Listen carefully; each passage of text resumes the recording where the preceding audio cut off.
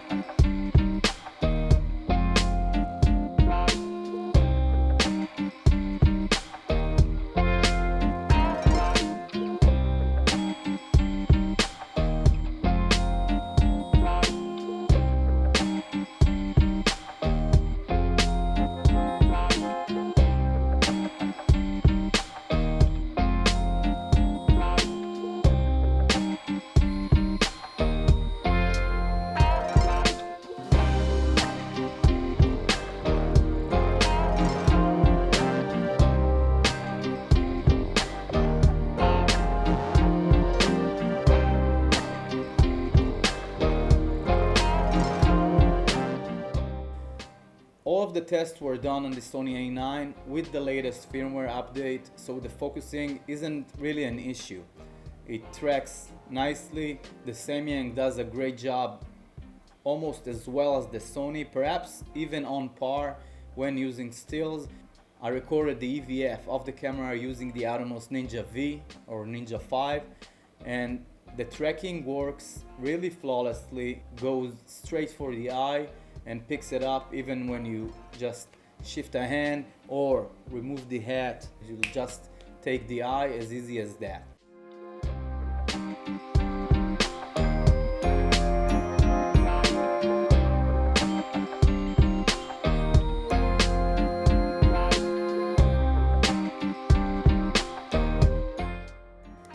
When talking about video, I would go with the 1.8 lens from Sony and not the G Master or the Samyang. I do think that the 1.8 lens, all things considered, like construction, quickness, sharpness, it's better for video use for me. If we're talking about stills, at the price point, the Samyang is a really great offer. It's light, the metal construction feels good in the hand, and it's slim. It's kind of a bulky lens, but when compared to the GM lens, it feels much smaller. When talking about focusing for stills, I do believe that there is a critical focus that you have to achieve. Saying that, I'm not one to go 100% into a photo to see if I can see lashes and separation for everything. I would look at the photo, and if I think that the focusing is enough for me, it's a hit.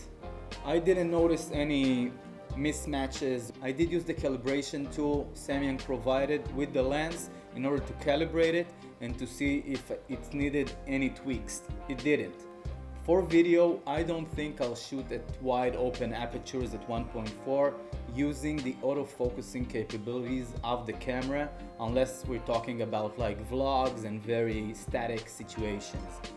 When I'll be going into events like weddings or so, I will step down, I will test myself and check myself with magnification in order to see that the focusing point is really on par with what I want to see. So all in all, thumbs up for Samyang. It's a very good lens for portraiture at 1.4 at this price point. When considered, it costs a fraction of the G Master lens and on par with the 1.8 lens. So you need to consider what are your goals when looking at an 85mm lens. If it's for video, as I said before, I will go with the Sony 1.N lens, or I will go full manual and look at other lenses as well. When we're talking about stills, I think it's a great lens, great price point, and that's all from me.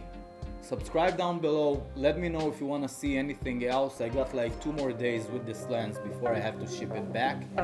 See ya guys.